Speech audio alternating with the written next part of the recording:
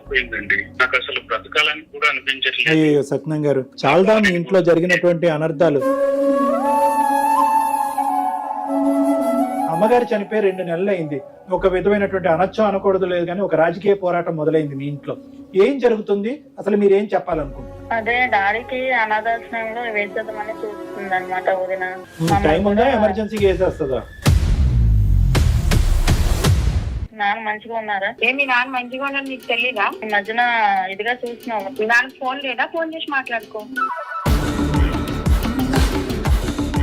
శ్రవంతి గారు చెప్పండి, ఎవరు? సుమన్ టీవీ అందమైన జీవితం కార్యక్రమం నుంచి కాల్ చేస్తున్నాము. ఏంటి సుప్రియ, ఎవరెవరు లైన్ లోకి వస్తున్నారు? ఏంటి ఇవి? సత్యనారాయణ గారు ఒక చిన్న ప్రాబ్లం తో మా వరకు వచ్చి సార్, మా ఫ్యామిలీ విషయంలో కళ చేసుకోవడానికి మీరెవరు సార్ అసలు?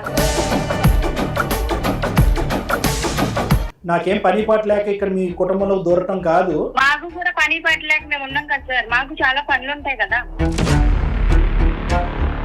ఇప్పుడు మీకున్నటువంటి ఇబ్బంది వాళ్ళకు కూడా, వేరే వాళ్ళకి కూడా ఇబ్బంది ఉంది. నాకు ఇబ్బంది అని నేను రాలేదు కదా సార్. ఎవరైతే ఇబ్బంది వచ్చారో వాళ్ళతో మాట్లాడండి. చాలా అగ్రెసివ్ గా మాట్లాడుతున్నారు. ఒకసారి చెప్పేది వినండి. మీ వాళ్ళకి ప్రాబ్లం వచ్చింది, మీతో మాట్లాడడానికి అయ్యే పరిస్థితులు లేవు కాబట్టి మా వరకు వచ్చారు వాళ్ళు. ఎందుకు వాయిస్ అంత రైజ్ చేస్తున్నారు? ఏమన్నా ఆడపడుచు అనుకున్నారా, లేకపోతే మీ మామగారు అనుకున్నారా కామ్ గా ఉండేదానికి?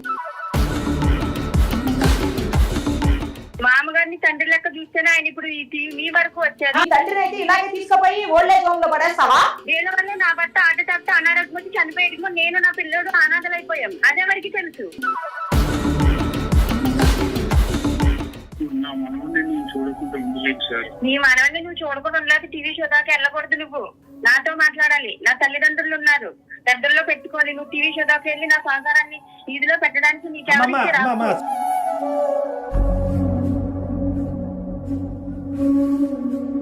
అంత కఠినంగా, కర్కోటకంగా, అంత ఇదిగా మాట్లాడవలసినటువంటి అవసరం లేదు కదా. నీ అభద్రత నీకుంది. ఒక 2 నిమిషాలు వినమ్మా. కిలో కూర్చొని మీరు ఎన్నైనా చెప్తారు. సరే నేను మేడం.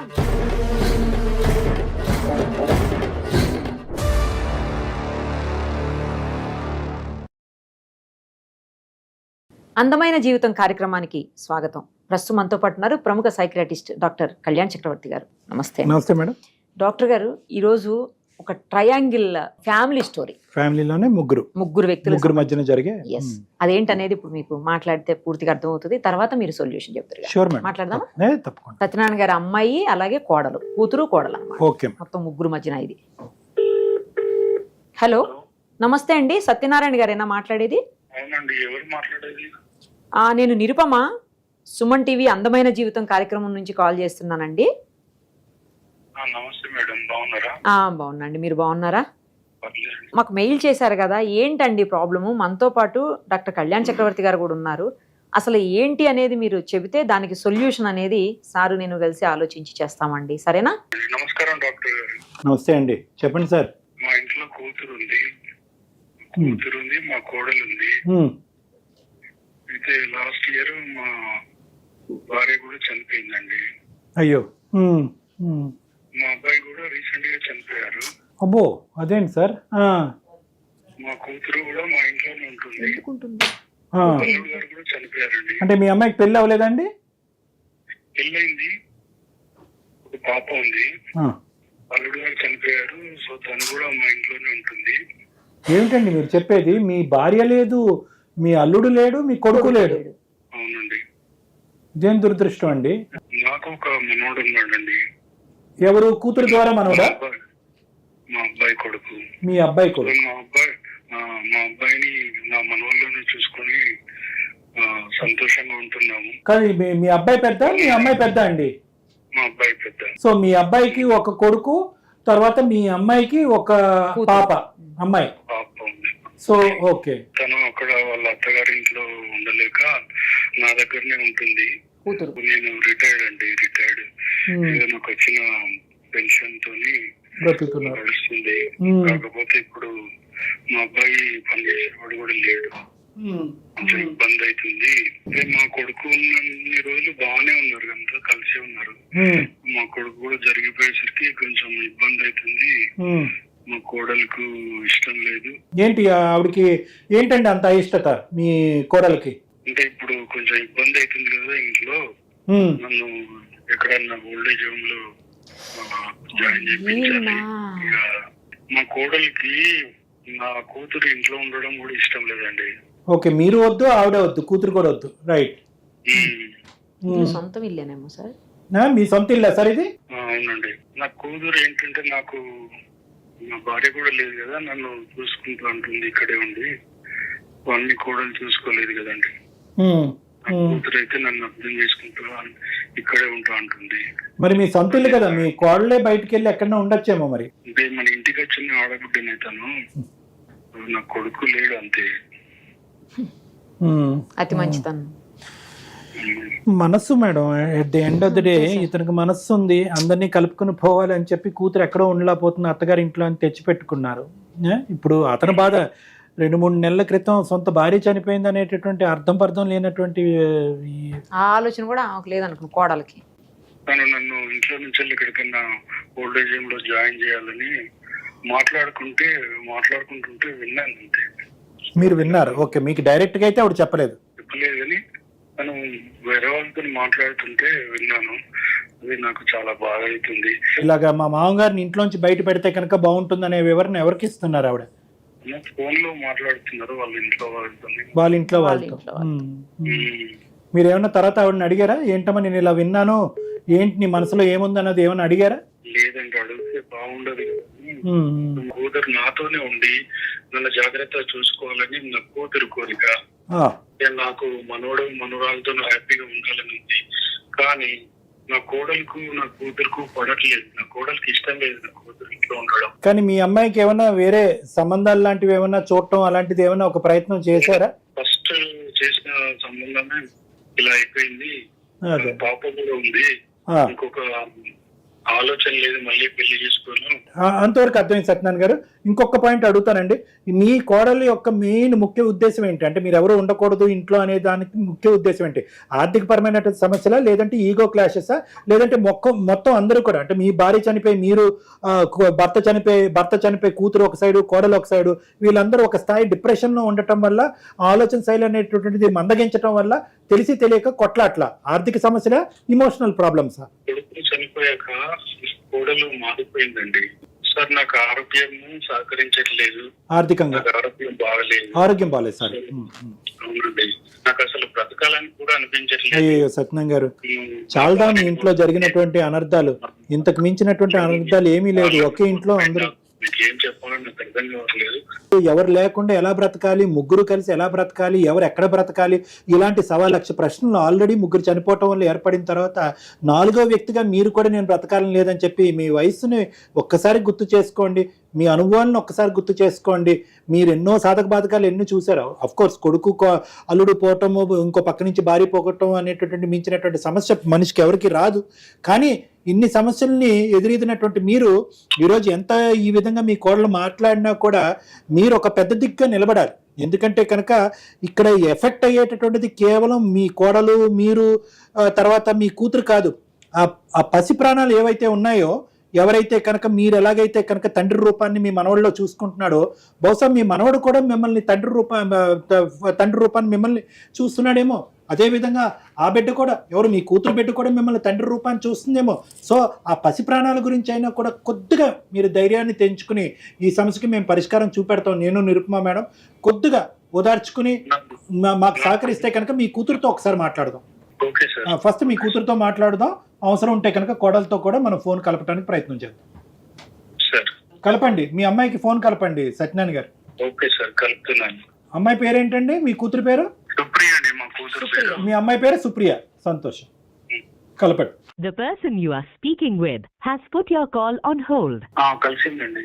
సుప్రియ గారు, నేను నిరుపమ, సుమన్ టీవీ అందమైన జీవితం కార్యక్రమం నుంచి మాట్లాడుతున్నాం. మీ నాన్నగారు మాకు మెయిల్ చేశారు. చెప్పండి. ఇంట్లో ఆయన ఫేస్ చేస్తున్నటువంటి ప్రాబ్లమ్స్ మీద మాతో మాట్లాడడం కోసం ఆయన మెయిల్ చేశారమ్మా. మనతో పాటు డాక్టర్ కళ్యాణ్ చక్రవర్తి గారు కూడా ఉన్నారు. ఒకసారి సార్తో మాట్లాడండి అమ్మా. అమ్మ సుప్రియ, నమస్తే అమ్మా. నమస్తే సార్. పూర్తి స్థాయి కాండోలెన్స్ అమ్మా. మాకు అంటే ఇంట్లో జరిగినటువంటి సంఘటనలు ఒకదాని తర్వాత ఒకటి చాలా బాధాకరం.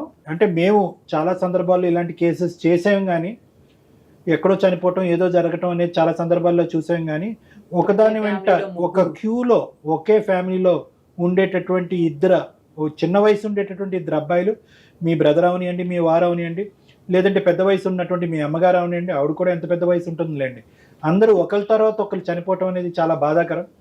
అయితే ఇటువంటి పరిస్థితుల్లో సహజంగా మనం అందరం ఎక్స్పెక్ట్ చేసేది ఏంటంటే ఫ్యామిలీ మెంబర్స్ అందరూ కూడా ఒకే ఐకమత్యంతో ఉండాలని అంటాం. అమ్మగారు చనిపోయి 2 నెలలు అయింది. ఒక విధమైనటువంటి అనొచ్చో అనకూడదు లేదు కానీ ఒక రాజకీయ పోరాటం మొదలైంది మీ ఇంట్లో. ఏం జరుగుతుంది, అసలు మీరు ఏం చెప్పాలనుకుంటున్నారు? అదే సార్, ఎవరికి వాళ్ళు తగిలిందో తెలియదు, మా బతుకులన్నీ ఇలా అయిపోయాయి. ఏంటమ్మా అసలు వదిన ఏం కోరుకుంటుంది, మీరేమంటారు? అనాథాశ్రమంలో వేసేద్దామని చూస్తుంది అనమాట వదిన. టైం ఉందా, ఎమర్జెన్సీకి వేసేస్తుందా? మరి ఇప్పుడు అంత అర్జెంట్ గా ఇతన్ని బయట వేయాలి అనే ఉద్దేశం ఆవిడదా, లేదంటే ఆవిడ బ్రెయిన్ లో ఎవరన్నా నాటారా? అంటే అతనికి వేసేసి నాకు అర్జెంట్ గా పెళ్లి చేసేసి పంపించేద్దామని చూస్తుంది సార్. సో ఎవరు వద్దు, అందరినీ ఇలాగ ఊడ్చేసి ఇంట్లోంచి బయటకు మెడపట్టుకుని నెట్టేసి ఆవిడ ఏం చేద్దాం అనుకుంటుంది ఆ ఇంట్లో?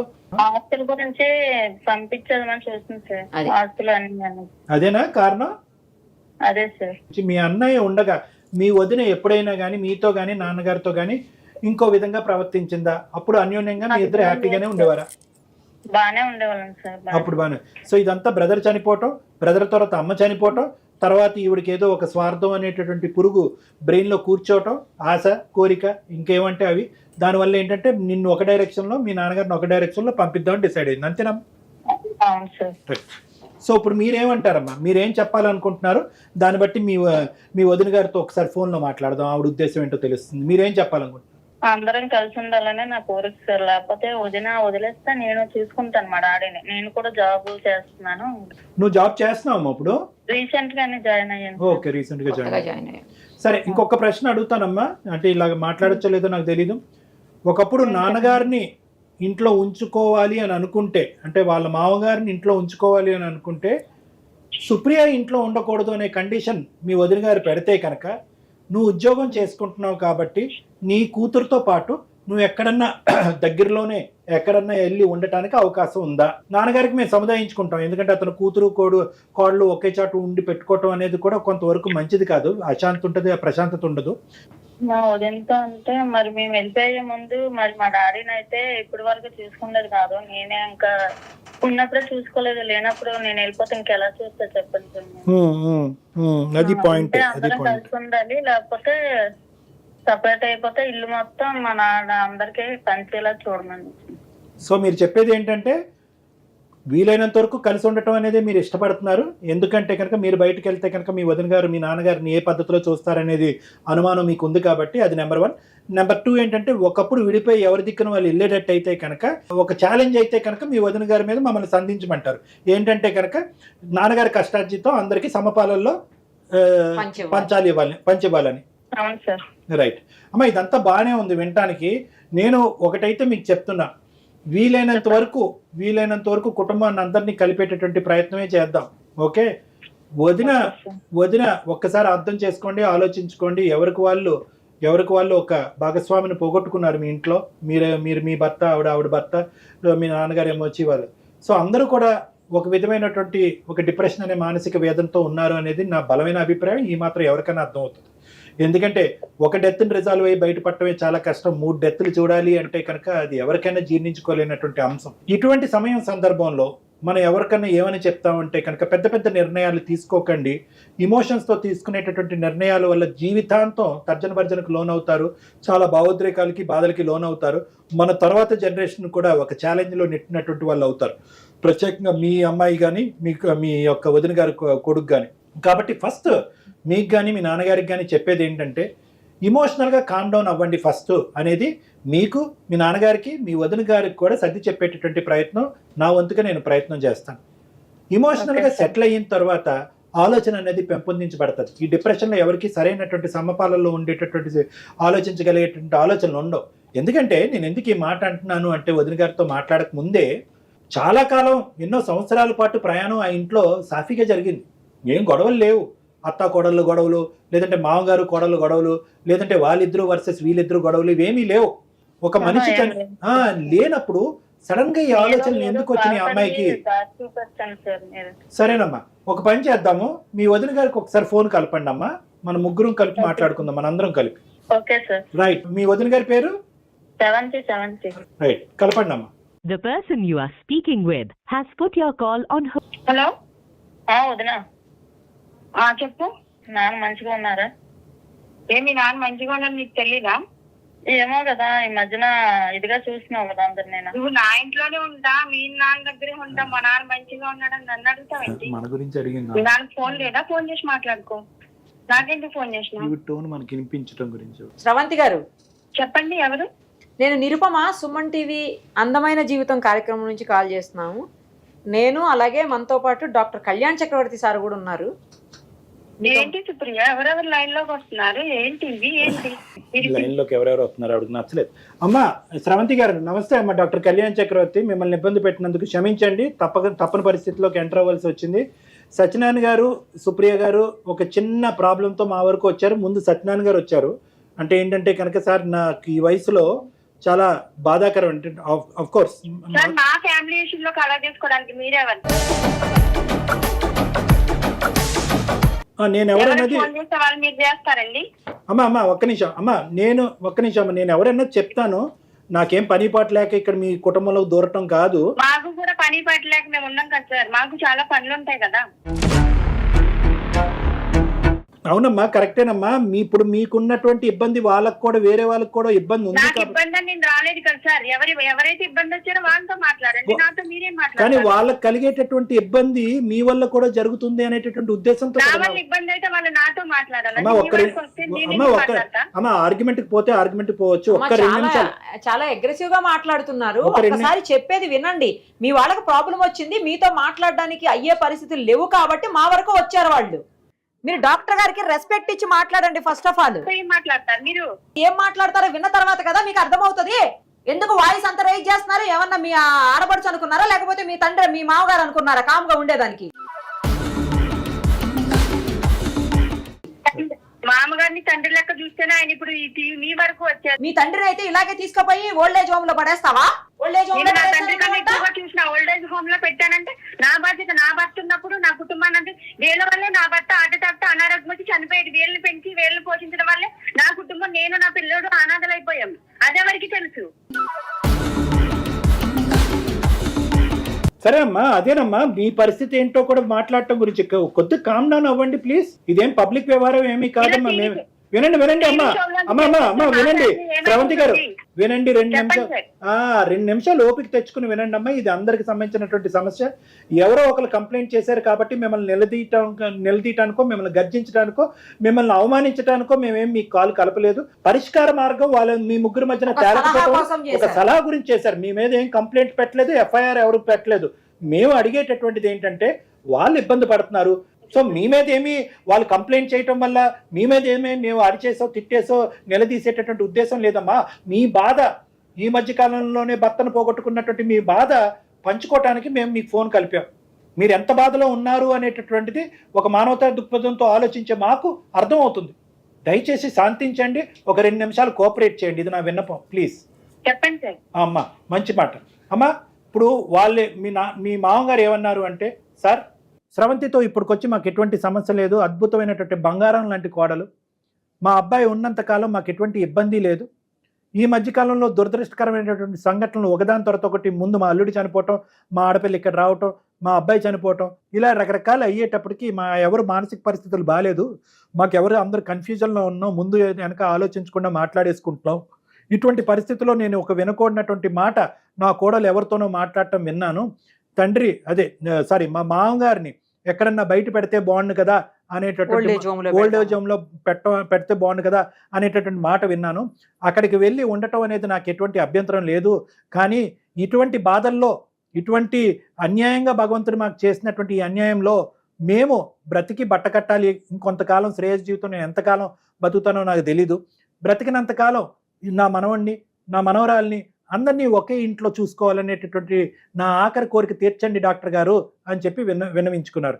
దాంతోపాటు అతను ఇంకో మాట ఏమన్నారు అంటే, ఇంతే కాకుండా నా కూతురుని కూడా, నా కోడలు ఏమని అంటుందంటే, ఆవిడ కూడా బయటకు వెళ్ళిపోవాలి, ఆవిడ కూడా పెళ్లి చేసుకుని బయటకు వెళ్ళిపోతే బాగుంటుంది అన్నట్టు కూడా అన్నది. మీ వివరణ ఏంటి అని వినటం గురించే ఈ ఫోన్ కాల్ కలిపాం. చెప్పండి అమ్మా. నా మనవడిని నేను చూడకుండా ఉండలేదు సార్. నీ మనవడిని నువ్వు చూడకుండా ఉండలేదు. టీవీ షో దాకా వెళ్ళకూడదు. నాతో మాట్లాడాలి. నా తల్లిదండ్రులు ఉన్నారు, పెద్దల్లో పెట్టుకోవాలి. టీవీ షో దాకా వెళ్ళి నా సంసారాన్ని ఇదిలో పెట్టడానికి నా పెళ్లి టైంకి నువ్వు భర్తను పోగొట్టుకుని నా ఇంట్లో నువ్వు ఉన్నావు. నిన్ను నా చెల్లెలా, నా సొంత చెల్లెలా, నేను ఏ రోజన్నా నిన్ను ఆడబిట్టులా చూశాను, నిన్ను నా సొంత చెల్లెలా చూశాను, ఆయన నా మిమ్మల్ని ఎవరినైనా ఈ రోజు నాడు నన్ను తీసుకెళ్లి నేను ఎవరితోనే మీ నాన్న ఎవరితోనో మాట్లాడతాను. నేను ఎవరితో మాట్లాడినా నాకు పెళ్లి చేద్దామని చూస్తున్నావు కదా, అదే నా చూడాలి. పెళ్లి చేసి అవును నా మొగుడు నువ్వు చేసుకోకపోతే నీ అత్త ఇంట్లో ఉండు, నా ఇంట్లో ఎందుకుంటావు? నా పుట్టింటికి వెళ్ళానా నేను? మా ఇల్లు అది మొన్న నేను ఉన్నాను. నీ అమ్మ తల్లి నీకు మీ నాన్నకు దండం. నా మొగుడు నన్ను మిమ్మల్ని సాకి మిమ్మల్ని చేసి అన్ని ఆరోగ్యాలు పాడైపోయి చనిపోయి ఇప్పుడు మిమ్మల్ని అందరినీ నేను పెంచి పోషించలేను. మా నాన్న కాదు కదా, మా చూస్తుంటే నా కొడుకు నేనేం చేసుకోవాలి? నీళ్ళేం కాదు కదా, నీ ఇల్లు నీ మొగుడు ఇల్లు. నీ ఇల్లు నా మొగుడు ఉంటే నా మొగుడుదే నేను చూసుకుంటాను. నేను వదిలేసి వచ్చేసాక మరి మన అన్న ఉన్నప్పుడు ఎందుకు మరి మాకు అంత నీట్ గా చూసుకునేదాను, ఇప్పుడు ఎందుకు చూసుకోవట్లేదు? అప్పుడు మా అన్న ఉన్నప్పుడు ఎందుకు అలా మాట్లాడలేదు, ఇప్పుడు ఎందుకు మాట్లాడుతున్నాం? 2 నిమిషాలు ఆగమ్మా, కొద్దిగా మనుషుల్లో మాట్లాడుకుందాం. 2 నిమిషాలు ప్లీజ్. నాకేం సార్ ఈ బాధలు ఏం సార్ నాకు చెప్పండి సార్. అసలు ఆయన సంపాదించేవాడు, ప్రమాణంగా పెన్షన్ వచ్చేది, వాళ్ళందరూ చూసారు. ఈ రోజు నాడు నా ముగ్గురు సంపాదన లేదు సార్. నేను నా బిడ్డ ఎలా బతకాలి చెప్పండి? ఇప్పుడు నీ ఆబ్జెక్ట్ ఏంటి శ్రవంతి? అంత కఠినంగా కర్కోటకంగా అంత ఇదిగా మాట్లాడవలసినటువంటి అవసరం లేదు కదా. నీ అభద్రత నీకుంది. ఒక 2 నిమిషాలు వినమ్మా. నీ బాధ ఏంటి, నీ భయం ఏంటి అనేది 2 నాకు అర్థమైంది. నీకు ఒక అభద్రత అనేటటువంటిది క్రియేట్ అయింది, నో డౌట్. భర్త ఉన్నంతకాలం వీళ్ళందరికీ పోషణ నిమిత్తం అందరినీ చూసేసుకున్నాడు. ఆ అమ్మాయి ఏమొచ్చి భర్తను పోగొట్టుకుని వస్తే కనుక అత్తగారి ఇంట్లో ఉండకుండా ఆ అమ్మాయి ఇక్కడ పాపతో పాటు వచ్చేసి ఆర్థిక భారాన్ని లేపింది. ఇప్పుడేమొచ్చి అతని పెన్షన్ మీద మేము బతకాలి, నాకంటూ ఒక ఉద్యోగం లేదు, నా కొడుకు దిక్కెవరు, దివానా ఎవరు, ఈ విధంగా ఒక అభద్రత నీ మనసులో ఉంది అనేటటువంటిది నాకు అర్థం అవుతుందమ్మా. ఆ ఇన్సెక్యూరిటీ వల్లే నువ్వు ఇంత కోపంగా మాట్లాడుతున్నావు నాకు తెలుసు. ఎందుకంటే అంతకు ముందు పువ్వుల్లో పెట్టుకుని చూసుకున్నావు కదా. ఇందాక మీ సుప్రియ అంది, మా అన్న ఉన్నప్పుడు అంత బాగా చూసుకున్న దానివి ఇప్పుడు వీళ్ళందరూ చనిపోయాక నువ్వు ఎందుకు ఇలా ప్లేట్ ఫిరాయించి ఇలా మాట్లాడుతున్నావు అని అందు కదా అమ్మాయి. అంటే దీని అర్థం ఏంటంటే నీలో కూడా ఒక మానవ గుణం ఉంది, ఒక మంచి ఆలోచన ఉంది, ఒక మంచితనం ఉంది. ఎటొచ్చి భర్త చనిపోయినటువంటి బాధలో అవనివ్వండి, లేదంటే ఆర్థికపరమైనటువంటి అభద్రత వల్ల అవనివ్వండి, ఫ్యూచర్ ఏమవుతుంది అనేటటువంటి ఒక కన్ఫ్యూజన్లో అవనివ్వండి, మీరు ఇలా మాట్లాడుతున్నారని నాకు అర్థం అవుతుంది. అందుగురించే మీరు ఇందాక అంత గట్టిగా నా వైపు మాట్లాడినా కూడా నేను శాంతియుతంగా మాట్లాడాను. ఎందుకంటే కనుక భర్తను పోగొట్టుకునే బాధలో మీరు ఉన్నారు కాబట్టి. సో ఆ విధంగా మీరంటే నాకు ఒక బాధ వస్తుంది. ఇంకో విధంగా కోపం ఎందుకు వస్తుంది అంటే కనుక ఇక్కడ మీరు భర్తను పోగొట్టుకుంటే అతను కొడుకును పోగొట్టుకున్నాడు, ఆ అమ్మాయి ఒక అన్నయ్యను పోగొట్టుకుంది.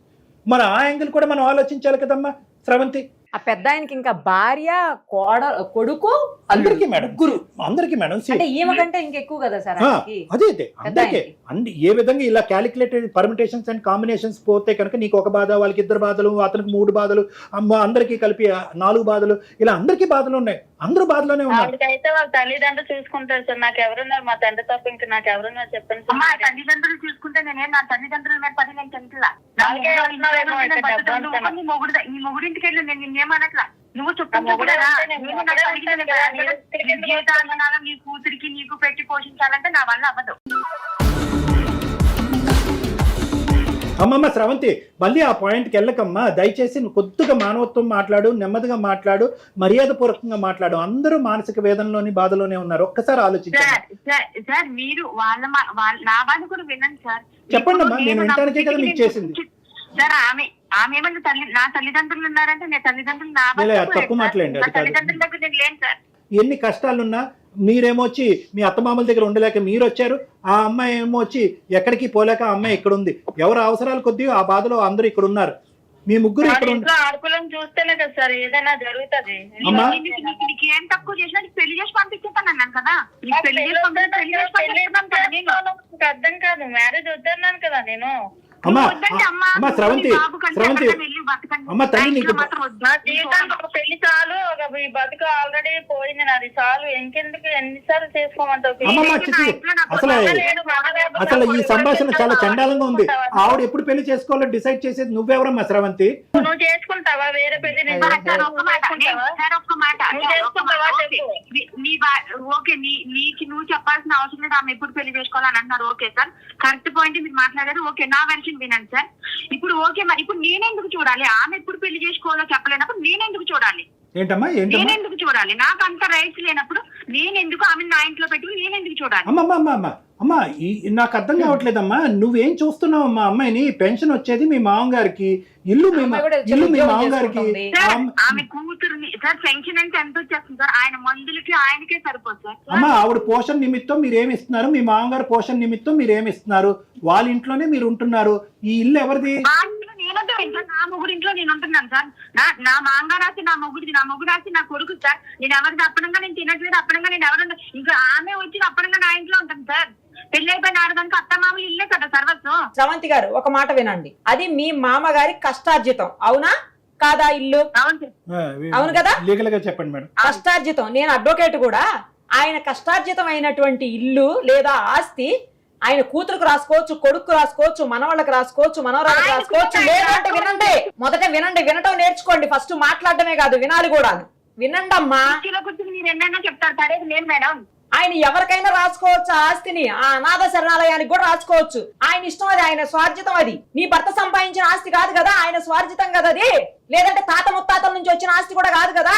ఆయన ఆస్తి నా మొగుడు ఆస్తి, నాకు మనవడు ఆస్తి అని అంటావేంటి? కూతురు కూడా వెళ్ళొచ్చు ఆస్తి. ఇప్పుడు వాళ్ళు మీ దాకా వచ్చారు కాబట్టి మీరు నాకు గాని వాళ్ళకి గాని ఎవరికి అన్యాయం జరగదు, మీరేం పరిష్కారం. ఇది బాగుంది. ఇప్పుడు కరెక్ట్ అడిగినావు శ్రవంతి, నీకేమైందో తెలుసా? ఇప్పటి వరకు నీకు లాజిక్ లేదు, లీగల్ నాలెడ్జ్ లేదు.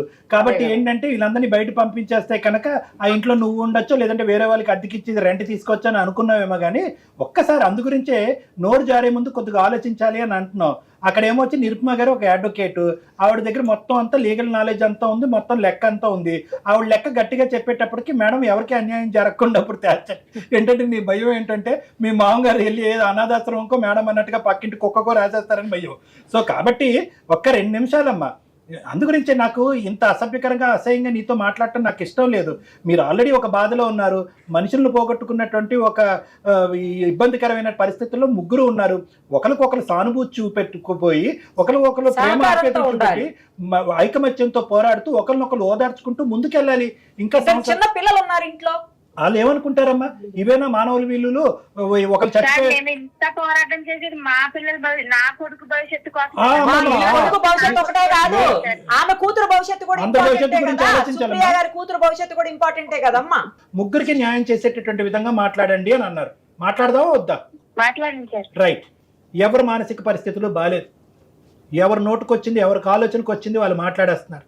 మరి ఇవన్నీ కూడా మీ మాటలా లేదంటే ఎవరన్నా చెప్పేటటువంటి మాటలు అనేది నాకు తెలీదు. అలా అని చెప్పి వేరే వాళ్ళ మీద అభాండం వేసేటటువంటి ఉద్దేశం లేదు. కానీ ఫస్ట్ అండ్ ఫార్మోస్ట్ మీరందరూ ఒక గ్రీఫ్ ఫేస్లో ఉన్నారు, ఒక బాధాకరమైనటువంటి ఒక ఫేస్లో ఉన్నారు.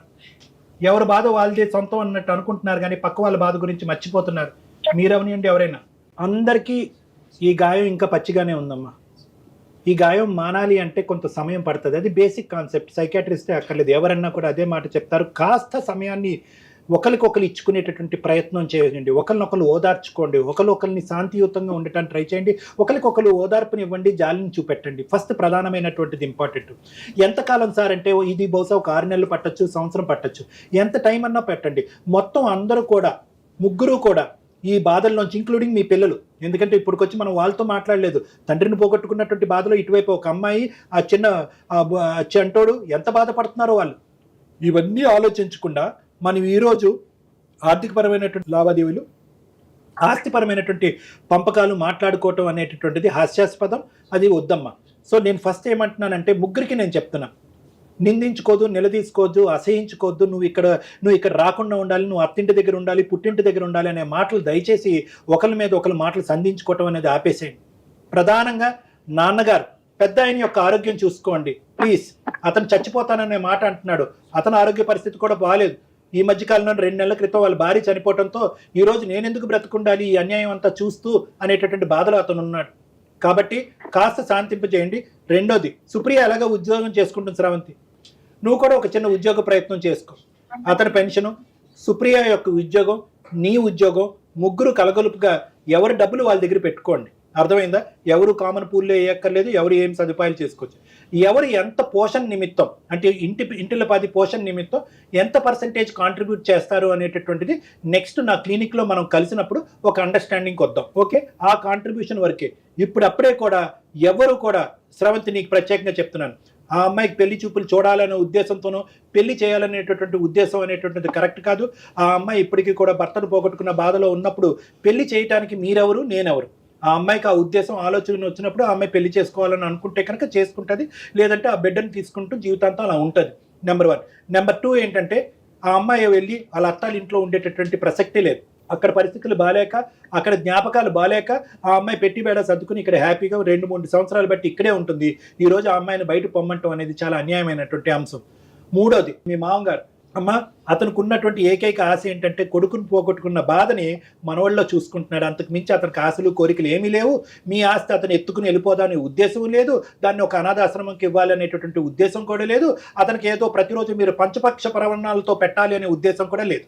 అతనికి కేవలం ఈ ఆఖరి లాస్ట్ ఫ్యూ ఇయర్స్లో ప్రేమ ఆప్యాయతల మధ్యన ఒక మానసికంగా ఆరోగ్యమైనటువంటి వాతావరణంలో అతను బతకాలి అని అనుకుంటున్నాడు. అదే అతని చివరి కోరిక. అది ప్రసాదించడానికి ట్రై చేయండి. మీరు ఉద్యోగం చేసుకోండి. ఆస్తి తగాదాల గురించి, ఆస్తి పంపకాల గురించి ఇప్పుడు మాట్లాడద్దు. అది కాంప్లికేట్ చేసుకోవాలి అనుకుంటే చాలా కాంప్లికేట్ అయిపోతుంది. అది లీగల్గా డ్రాగ్ చేసుకోవాలనుకుంటే లీగల్గా వెళ్ళిపోతుంది. అది కొన్ని సంవత్సరాల పాటు మీరు కోర్టుల చుట్టూ తిరగాలి. సానుకూలమైనటువంటి వాతావరణంలో అందరూ నవ్వుతూ ఎవరికి అన్యాయం జరగకుండా, అంటే న్యాయం అందరికీ జరిగి ఎవరికి అన్యాయం జరగకుండా అందరూ చక్కగా అది అవకాశం వచ్చినప్పుడు అది పంచుకోవటం మంచిది అనేది నా అభిప్రాయం. అప్పటి వరకు మీరు ఉద్యోగం మీరు చేసుకోండి, తన ఉద్యోగం తను చేసుకుంటారు. నాన్నగారు ఏమొచ్చి చక్కగా మనవడు మనవరాలతో హ్యాపీగా ఉండటానికి ట్రై చేస్తారు. అతని ఆరోగ్యానికి మీ ఇద్దరు కూడా సహకరించండి. తర్వాత నా క్లినిక్కి రండి. మీరు ఎప్పుడైతే రావాలనుకుంటున్నారో అప్పుడు రండి. మీ అందరి మధ్యన ముగ్గురి మధ్యన ఏమైనా డిఫరెన్సెస్ ఉంటే అవి క్లారిఫై చేసి హ్యాపీగా మీ ముగ్గురిని మీ ఇంటికి పంపిస్తాను. మీరు ఎలా చెప్తే అలా మేడం, మీరు చెప్పినట్టే నేను చేస్తాను, ఉద్యోగం చూసుకుంటాను. Very good. వాళ్ళని నేను చూసుకుంటాను. ఇంట్లో మాత్రం ఏ గొడవలు వద్దమ్మా. ఇంకా ఎటువంటి భేదాభిప్రాయాలు, అనుమానాలు, అబాండాలు ఇలాంటివి ఏమన్నా సంధించుకోవాలి ఒకరి వైపు ఒకరైతే కనుక నా సమక్షంలో నా ఎదుర్కొంటా కూర్చొని మీరు మాట్లాడుకోండి. అందరూ కోపంతో భావోద్రేకాలతో ఇనీషియల్ గా మాట్లాడుకున్నా కూడా కథ సుఖాంతం అయిందనే అభిప్రాయంతో నేను క్లోజ్ చేస్తున్నాను. మేమంతా మీ ముగ్గురం కలిసి మీ క్లినిక్ వచ్చి తప్పకుండా రండి. అందరూ కలిసి వెళ్ళండి. ఓకేనా?